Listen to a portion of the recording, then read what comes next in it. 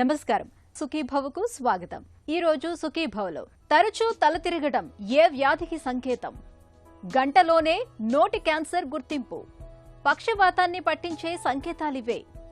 మెట్లెక్కుతుంటే ఆయాసం వస్తోందా? ఇంకా health tip. కూర్చొని ఒక్కసారిగా లేచినప్పుడు కళ్ళు తిరుగుతున్నాయా? అలా నడుస్తూ ఉంటే ఒక్క క్షణం ప్రపంచమంతా గిర్రున తిరిగినట్లు అనిపిస్తోందా?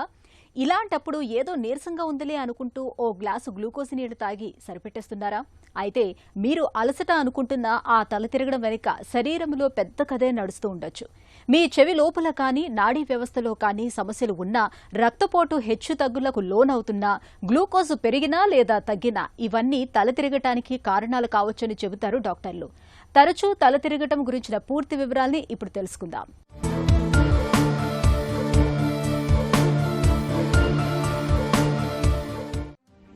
కళ్ళు తిరుగుతున్నట్లుగా, తలంతా తిప్పేస్తున్నట్లుగా, వాంతి అయిపోతున్నట్లుగా అనిపించడం.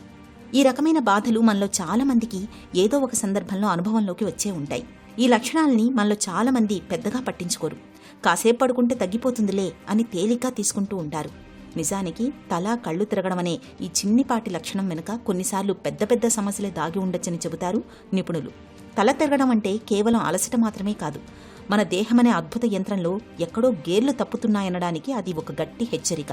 నీరసం, కాళ్లు తూలడం ఇవన్నీ శరీరం మనకు పంపే ఎమర్జెన్సీ సిగ్నల్స్. తల తిప్పడం, కళ్ళు తిరగడాన్ని వైద్య పరిభాషలో డాక్టర్లు వెట్టిగో అని, గిడ్డీనెస్ అని పిలుస్తారు. తల తిరగడం అనేది ఒక సిమ్టమ్ అండి.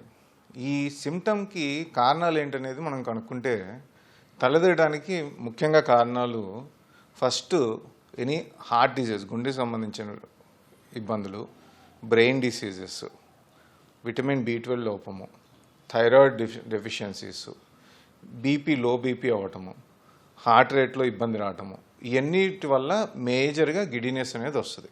ఇది సెంట్రల్ కాజెస్. ఇది కాకుండా మనకి మిడిల్ ఇయర్ అంటే మనకి చెవులో ప్రాబ్లం వల్ల కూడా ఈ గిడినెస్ వచ్చే అవకాశాలు ఉంటాయి. దీన్ని పెరిఫెరల్ వర్టిగో అంటాము. సెంట్రల్ వర్టిగో, పెరిఫెరల్ వర్టిగో అంటాం. సెంట్రల్ వర్టిగో అంటే ఏదన్నా అవయవం, మేజర్ అవయవాలు, గుండె, బ్రెయిన్, థైరాయిడ్ ఇట్లాంటివి సరిగ్గా పనిచేయకపోతే వచ్చేది. ఇయర్ వల్ల వచ్చేది పెరిఫెరల్ వర్టిగో అంటాం. సో కంపల్సరీ ఈ కళ్ళు తిరగడం ఎవరికైనా ఉంటే మాత్రం తప్పనిసరిగా నెగ్లెక్ట్ చేయకుండా దాన్ని ఎవాల్యుయేట్ చేసుకోవడం అనేది చాలా ఇంపార్టెంట్. మనం బీపీ పేషెంట్ ట్యాబ్లెట్స్ తీసుకుంటున్నారు, వాళ్ళకి అవసరం ఉన్న దానికంటే ఎక్కువ డోసు తీసుకుంటున్నప్పుడు ఏమవుతుందంటే లో బీపీ వల్ల గిడినెస్ వస్తుంది. అది షుగర్ది. నెక్స్ట్ అనీమియా, అంటే రక్తం సరిపడంత లేకపోతే మన బాడీలో ఆక్సిజన్ క్యారింగ్ కెపాసిటీ తక్కువైపోయి గిడినెస్ వచ్చే అవకాశాలు ఉంటాయి. షుగర్ పేషెంట్లు, బేసిక్గా షుగర్ పేషెంట్కి మనం కంట్రోల్ చేయడానికి మందులు, ఇన్సులిన్, ట్యాబ్లెట్స్ అన్నీ ఇస్తాం. ఒకవేళ ఆ మందులు డోసు ఎక్కువ అవడం వల్ల కానీ, లేకపోతే సరిగ్గా ఆహారం తీసుకోకపోవడం వల్ల కానీ లో షుగర్ అయితే దానివల్ల కూడా గిడినెస్ వచ్చే అవకాశాలు ఉంటాయి. సో ఫండమెంటల్గా గిడినెస్ వచ్చిన దానికి కారణం వెతుక్కోవడం అనేది చాలా ఇంపార్టెంట్. మన శరీరాన్ని భూమి గురుత్వాకర్షణకు అనుగుణంగా బ్యాలెన్స్ చేసే అద్భుత వ్యవస్థ మన చెవి లోపల ఉంది. నిర్మాణపరంగా చూస్తే చెవి లోపలి భాగంలో ఉండే వెస్టిబ్యులర్ సిస్టమ్ అనే ద్రవంతో నిండిన చిన్న గదులే మన శరీరానికి దిక్సూచి వంటివి. మన తల ఏ కోణంలో కదులుతుందో ఈ ద్రవమే మెదడుకు చేరవేస్తుంది. ఎప్పుడైతే ఆ ద్రవంలో కదలికలు తప్పుతాయో లేదా అక్కడ ఉండే కాల్షియం స్ఫటికాలు స్థానం తప్పుతాయో అప్పుడు మెదడుకు తప్పుడు సంకేతాలు వెళతాయి. కూర్చున్నా కూడా ప్రపంచం గిరగిరా తిరుగుతున్న భ్రమ కలుగుతుంది. కేవలం చెవి సమస్యలే కాదు, రక్తహీనత అంటే ఒంట్లో రక్తం లేక కళ్ళు బైర్లు కమ్మడం మనకు తెలిసిందే. శరీరంలో ఇంధనం లాంటి గ్లూకోజ్ స్థాయిలు పడిపోయినా, థైరాయిడ్ గ్రంథి మందగించినా, విటమిన్ B12 లోపించినా నరాల వ్యవస్థ బలహీనపడి తల తిరుగుతుంది. ఒక ఆశ్చర్యకరమైన నిజం ఏమిటంటే ప్రపంచవ్యాప్తంగా దాదాపు 35% మంది తమ జీవితంలో ఏదో ఒక దశలో ఈ తీవ్రమైన తల తిరగడం అనే బ్యాలెన్స్ లోపాన్ని ఎదుర్కొంటున్నారని పరిశోధనలు చెబుతున్నాయి. కళ్ళు తిరగడం ప్లస్ తల తిరగడం ఈ సిమ్టమ్స్తో పాటు గుండె దడ కానీ, వామిటింగ్ సెన్సేషన్ కానీ, తలనొప్పి కానీ, నుంచోలేకపోవడం, నుంచోటే పడిపోవడం కానీ ఇవన్నీ జరిగినప్పుడు ఇమీడియట్గా మనం హాస్పిటల్కి వెళ్ళి ఎవాల్యుయేట్ చేసుకోవడం చాలా అవసరం. ఎందుకంటే బ్రెయిన్ స్ట్రోక్లో కూడా గిడినెస్ రావచ్చు. ఇన్ఫీరియర్ వాల్యూమ్ అంటే వన్ టైప్ ఆఫ్ హార్ట్ అటాక్లో కూడా హార్ట్ రేట్ తగ్గి కంప్లీట్ హార్ట్ బ్లాక్ వచ్చి కూడా మనకు గిడినెస్ రావచ్చు. Atrial fibrillation, heart rate abnormality వచ్చినప్పుడు కూడా గిడినెస్ రావచ్చు.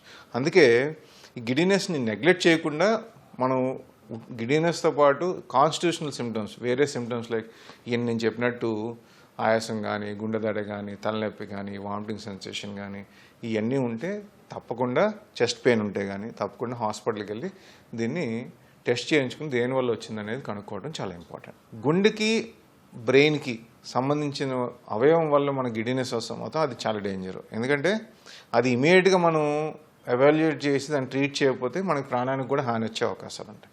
ఫర్ ఎగ్జాంపుల్ గిడినెస్తో స్ట్రోక్ రావచ్చు, అంటే పెరాలసిస్ స్ట్రోక్ రావచ్చు. గిడినెస్ ఉన్న వాళ్ళు ఇన్ఫీరియర్ వాల్ఎంఐ అంటే హార్ట్ అటాక్ అది సిమ్టమ్ కావచ్చు. సో అందుకని మనం దాన్ని నెగ్లెక్ట్ చేయకూడదు. ఇంకోటి హార్ట్లో complete heart block, atrial fibrillation ఇవన్నిటికి కూడా అది సంకేతం కావచ్చు. సో దాన్ని మనం నెగ్లెక్ట్ చేయకుండా ఉండడం చాలా మంచిది. తల తిప్పడం, కళ్ళు తిరగడం అనేది ఎక్కువగా మహిళలు, వయసు పైబడిన పెద్దవాళ్లలోనే చూస్తుంటాం. మహిళల్లో హార్మోన్ల హెచ్చుతగ్గులు, నెలసరి సమస్యల వల్ల వచ్చే రక్తహీనత, ఇంకా మెనోపాస్ దశలో వచ్చే మార్పులు వెట్టికోని తెచ్చిపెడుతుంటాయి. ఇక వృద్ధుల విషయానికొస్తే వయసు పైబడుతున్న కొద్దీ వారి రక్తనాళాలు కాలక్రమేణా గట్టిపడతాయి. దాంతో వారు కూర్చుని ఒక్కసారిగా పైకి లేచినప్పుడు గురుత్వాకర్షణ ప్రభావం వల్ల రక్తం మెదడుకు చేరడానికి ఆలస్యమవుతుంది. దీన్నే ఆర్థోస్టాటిక్ హైపోటెన్షన్ అంటారు. అంటే క్షణకాలం పాటు మెదడుకు ఆక్సిజన్ అందక కళ్ళు చీకట్లు కమ్ముతాయి. అంతేకాదు, తరచూ తల తిరగడం అనేది భవిష్యత్తులో రాబోయే పక్షవాతం లేదా గుండెపోటు వంటి అత్యంత ప్రమాదకరమైన జబ్బులకు ముందస్తు హెచ్చరిక కావచ్చు. గుండె పంపింగ్ సామర్థ్యం తగ్గిపోయినప్పుడు మెదడుకు రక్తం సరైన ఒత్తిడితో చేరదు. ఒకవేళ తల తిరగడంతో పాటు చేతులు కాళ్ళు పడిపోవడం, మూతి వంకరపోవడం, మాట ముద్ద రావడం, గుండెల్లో తీవ్రమైన నొప్పి లేదా ఊపిరి అందకపోవడం వంటి లక్షణాలు కనిపిస్తే అసలు ఆలస్యం చేయకుండా వెంటనే ఆసుపత్రికి చేరాలి. ఏ పేషెంట్ అయినా గిడినెస్, తలదిరగటం అనేది వస్తే ఫస్ట్ మనం చేయాల్సింది ఏంటంటే హిస్టరీ తీసుకుంటాం. అసలు హిస్టరీలో గుండెకి లేకపోతే బ్రెయిన్కి, హార్ట్ రేట్కి, థైరాయిడ్కి ఏమైనా సిమ్టమ్స్ ఉన్నాయని తెలుసుకోవాలి. అది తెలుసుకున్న తర్వాత ఫండమెంటల్గా మినిమం చేయాల్సింది ఏంటంటే ఫస్ట్ ఈసీజీ, బ్రెయిన్ సిమ్టమ్స్ అంటే హెడేక్ కానీ, వామిటింగ్ సెన్సేషన్ కానీ ఇట్లాంటివి ఉంటే తప్పకుండా స్కాన్ లాంటివి, బ్రెయిన్ ఎంఆర్ఐ స్కాన్ కానీ, సిటీ స్కాన్ కానీ చేయించుకోవడం అవసరం. లేదు అంటే కాలుతిమ్మిర్లు, మంటలు ఇవన్నీ కూడా ఉంటే గిడ్నెస్తో పాటు లో షుగర్ అవుతుందా, లేకపోతే B12 డెఫిషియన్సీ ఉందా, థైరాయిడ్ ఇష్యూ ఉందా అనేది తెలుసుకోవడం చాలా ఇంపార్టెంట్. అలాగే సింపుల్ ఆడవాళ్ళలో చాలామందిలో మనం చూసేది అనీమియా, అంటే రక్తం తక్కువ ఉండి కూడా గిడ్నెస్ ఉంటాం. సో బేసిక్ ఇన్వెస్టిగేషన్స్ తప్పనిసరిగా మనం చేసుకోవాలండి. అలాగే ఈ మధ్యకాలంలో మనం B12 డెఫిషియన్సీ ఎక్కువ చూస్తున్నాం కాబట్టి 6 monthsకి ఒకసారి కనీసం B12 చెక్ చేయించుకోవడం అనేది మంచిది. అలాగే థైరాయిడ్ ప్రాబ్లం ఉన్న వాళ్ళు 3 to 6 monthsకి ఒకసారి థైరాయిడ్ ప్రొఫైల్ చేసుకుని కంట్రోల్లో ఉందో లేదో చూసుకోవాలి. ఇవన్నీ చేసేటప్పుడు ఆడవాళ్ళు అయితే వాళ్ళ రక్తం CVP కూడా ఎంత ఉందో అని చూసుకుంటే దీని నుంచి మనం రాకుండా, దానివల్ల ఇబ్బంది పడకుండా ఉండే అవకాశాలు ఉంటాయి. తరచూ తల తిప్పుతున్నప్పుడు, కళ్ళు తిరుగుతున్నప్పుడు రక్త పరీక్షలతో పాటు thyroid profile, vitamin B12, vitamin D పరీక్షలతో పాటు షుగర్ లెవెల్స్, ECG పరీక్షలు కూడా చేయించుకోవాలి. అవసరాన్ని బట్టి మెదడు పనితీరును అంచనా వేయడానికి బ్రెయిన్ ఎంఆర్ఐ స్కాన్ చేయాల్సి ఉంటుంది. చెవి లోపలి సమస్య అయితే వ్యాయామాల సాయంతో మందులు అవసరం లేకుండానే నయం చేయవచ్చు. నాడీ వ్యవస్థలో సమస్యలు ఉన్నప్పుడు మందులు వాడాల్సి ఉంటుంది. ట్యూమర్ల కారణంగా వెట్టిగో సమస్య తలెత్తినప్పుడు సర్జరీ చేసి వాటిని తొలగించాల్సి ఉంటుంది. ఇక వెట్టిగో సమస్యతో బాధపడుతున్నప్పుడు జీవనశైలిలో చిన్న చిన్న మార్పులు చేసుకోవాలి. ఎత్తైన ప్రాంతాలకు, జలవనరుల వద్దకు వెళ్లకూడదు. నీళ్లను తరచూ తాగుతుండాలి. ఉప్పు వాడకాన్ని తగ్గించాలి. తగినంత నిద్రపోవడమూ ముఖ్యమే. పొద్దున్నే లేవగానే హడావుడిగా మంచం మీద నుంచి దూకకుండా కాసేపు కూర్చొని నెమ్మదిగా నిలబడడం అలవాటు చేసుకోవాలి. బీపీ, షుగర్లను చక్కగా అదుపులో ఉంచుకోవాలి. ఈ జాగ్రత్తలు తల తిప్పడాన్ని, కళ్ళు తిరగడాన్ని చాలా వరకు అదుపులో ఉంచుతాయి. హెల్త్ న్యూస్ మీకోసం. నోటి క్యాన్సర్ను తొలి దశలోనే గుర్తిస్తే చికిత్స మెరుగ్గా పనిచేస్తుంది. ఎక్కువ కాలం జీవించే అవకాశం ఉంటుంది. సాధారణంగా నోటిలో అనుమానిత పుండ్లను గుర్తించినప్పుడు డాక్టర్లు బయాప్సీ ద్వారా క్యాన్సర్ను నిర్ధారిస్తూ ఉంటారు. అయితే చాలా మందిలో ఈ పుండ్లు క్యాన్సర్ కానివే ఉంటాయి. మరి ఇలాంటి అనవసరపు బయాప్సీని తప్పించడం ఎలా? ఈ విషయంలో Queen Mary University of London కు చెందిన పరిశోధకులు రూపొందించిన వినూత్న బ్రష్ బయాప్సీ పరీక్ష కొత్త ఆశలు రేకెత్తిస్తోంది. దీని పేరు QMIDS. గత కణ పరీక్షను మెరుగుపరిచి దీన్ని వినూత్నంగా రూపొందించారు. కణజాలాన్ని గీకడానికి బదులు నోటిలో మెత్తటి బ్రష్ సాయంతో కణాలను సేకరించి పరీక్షించడం దీనిలోని కీలకాంశం. దీంతో గంటలోపే ఫలితం తేలుతోంది. ఇది తక్కువ ముప్పు గల నోటిపుండ్లు గలవారిలో 90% వరకు అనవసర బయాప్సీలను నివారిస్తున్నట్లు బయటపడింది. కోత అవసరం లేకుండా వేగంగా క్యాన్సర్ నిర్ధారణ అవుతూ ఉండటం వల్ల బయాప్సీకి ఇది మంచి ప్రత్యామ్నాయం కాగలదని, డాక్టర్లకు ఎంతగానో ఉపయోగపడగలదని పరిశోధకులు భావిస్తున్నారు. నొప్పి లేకపోవటం వల్ల ఈ పరీక్షను తరచుగా చేయొచ్చు.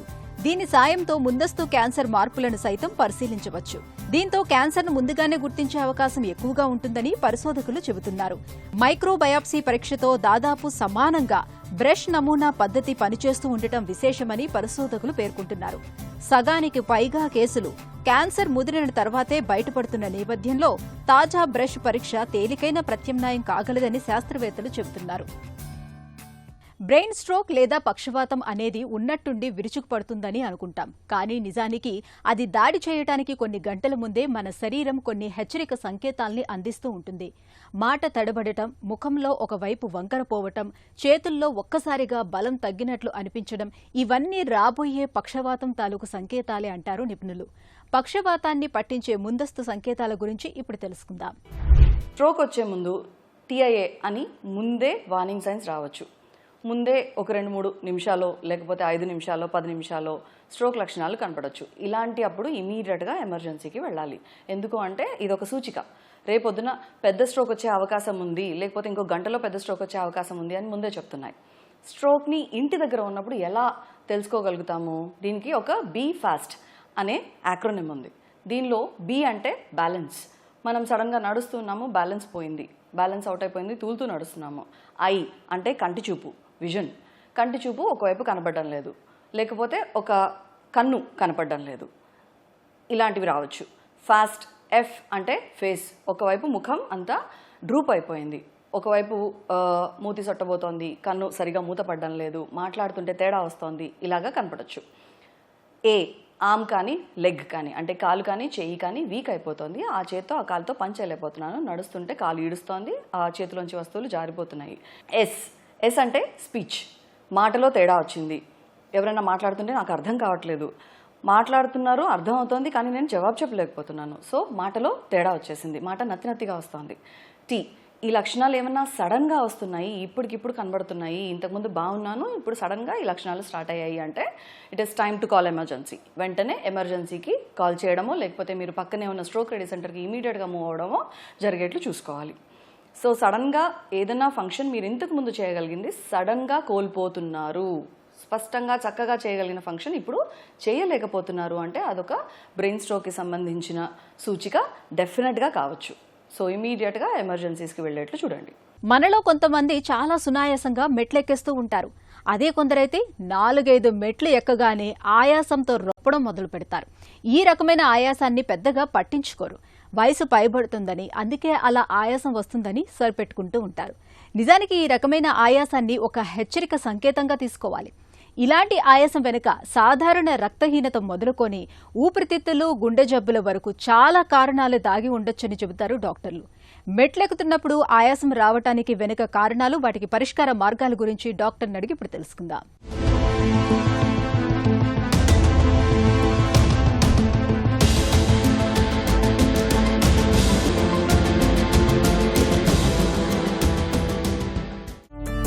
మెట్లు ఎక్కగానే ఆయాసం రావడం సాధారణమేనా, లేక ఏదైనా వ్యాధికి సంకేతమా?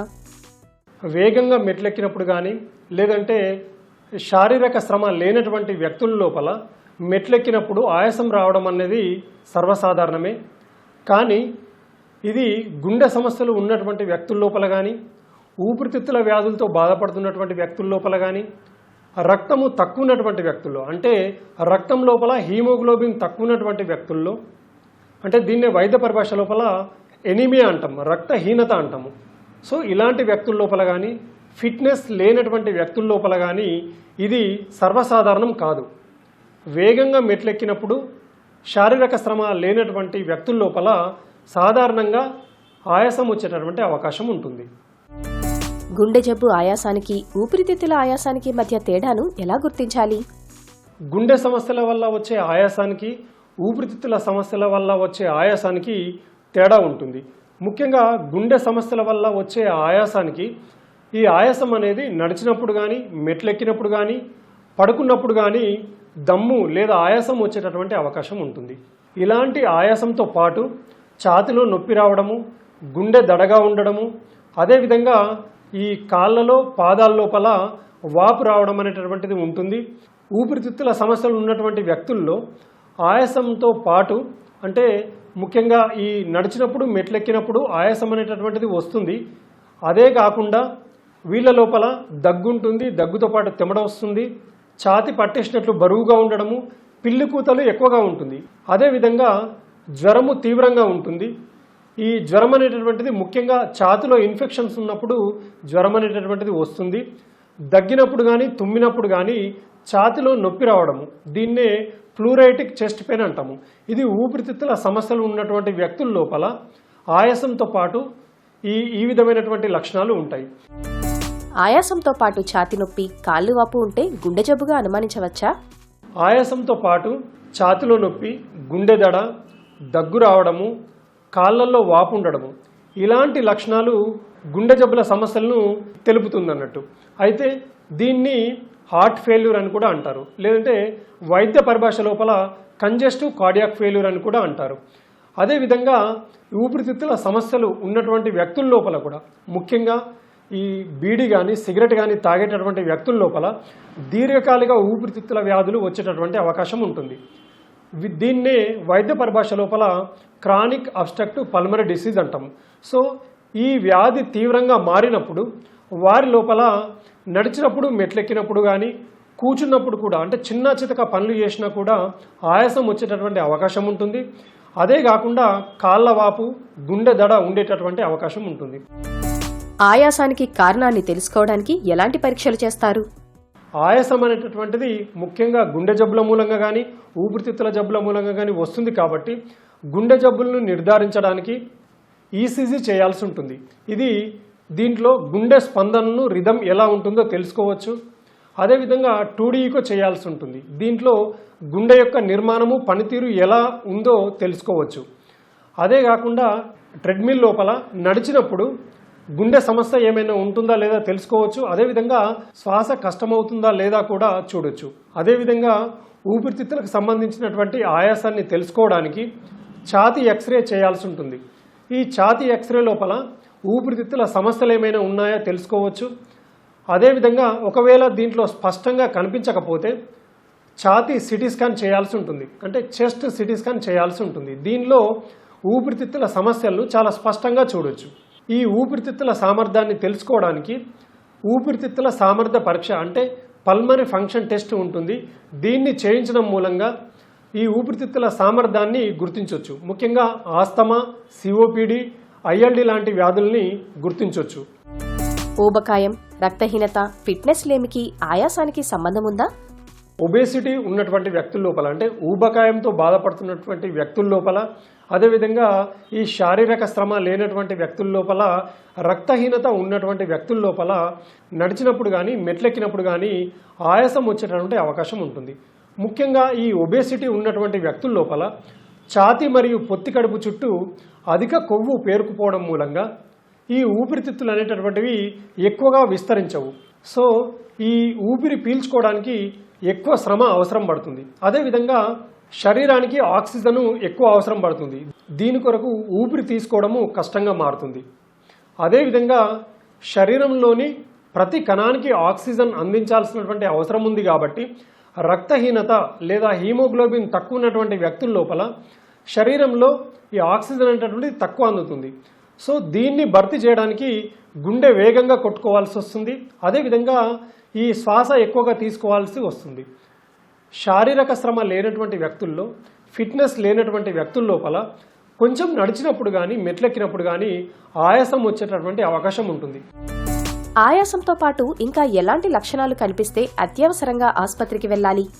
ఎవరిలో అయితే ఆయాసంతో పాటు కన్ఫ్యూజన్గా ఉంటున్నారో, అంటే ఆందోళనగా ఉంటున్నారో, లేదంటే మూడ్ చేంజ్ అయినప్పుడు అంటే మత్తుగా ఉన్నప్పుడు కానీ, అదేవిధంగా ఈ శ్వాస తీసుకోవడం చాలా కష్టంగా మారినప్పుడు కానీ, బీపీ పడిపోతున్నప్పుడు కానీ, ముఖ్యంగా సిస్టోలిక్ బ్లడ్ ప్రెషర్ 90 కంటే తక్కువగా పడిపోతున్నప్పుడు కానీ, డయాస్టోలిక్ బ్లడ్ ప్రెషరు 60 కంటే తగ్గిపోతున్నప్పుడు కానీ, అదేవిధంగా ఈ పెదాలు కానీ లేదంటే చేతి వేళ్ళు కానీ నీలం రంగులోకి మారినప్పుడు కానీ ఛాతిలో నొప్పి రావడము, అదేవిధంగా ఈ ఎడమ చేతి లాగడం కానీ ఇలాంటి సందర్భంలో కానీ, అదేవిధంగా ఆక్సిజన్ సాచురేషను 90 కంటే తక్కువగా ఉన్నప్పుడు కానీ ఖచ్చితంగా హాస్పిటల్కు వెళ్లాల్సినటువంటి అవసరం ఉంటుంది. ఆయాసం తగ్గించుకోవడానికి మందులతో పాటు ఎలాంటి జీవనశైలి అవసరం? ఆయాసం తగ్గించుకోవడానికి ప్రతిరోజు క్రమం తప్పకుండా 30 నిమిషాల నుంచి 45 నిమిషాల పాటు వాకింగ్ కానీ జాగింగ్ కానీ చేయాలి. అదేవిధంగా ప్రతిరోజు క్రమం తప్పకుండా యోగా మెడిటేషన్ చేసినట్లయితే బాగుంటుంది. అదేవిధంగా సమతుల ఆహారం తీసుకోవడము, ఒత్తిడి తగ్గించుకోవడానికి యోగా మెడిటేషన్ అలవాటు చేసుకోవడము, దుమ్ము ధూళి ఉన్నటువంటి ప్రదేశాల్లో ఉండకుండా ఉంటే బాగుంటుంది. గాఢమైన వాసనలకు ఎక్స్పోజ్ కాకూడదు, ముఖ్యంగా ఈ తాలింపు వాసనలు కానీ అదేవిధంగా గాఢమైన స్మెల్స్ వచ్చినప్పుడు కానీ వాటికి దూరంగా ఉండాలి. అదే కాకుండా ఈ పొగకు ఎక్స్పోజ్ కాకూడదు. అదేవిధంగా చల్లటి గాళ్ళకు ఎక్స్పోజ్ కాకుండా ఉండాలి. చల్లటి నీళ్లను ఎక్కువగా తాగకూడదు. అదే కాకుండా ఎవరైతే పనిచేస్తున్నటువంటి ప్రదేశాల లోపల ఈ విషపూరిత కణాలకు కానీ విషపూరిత వాయువులకు కానీ ఎక్స్పోజ్ కాకూడదు.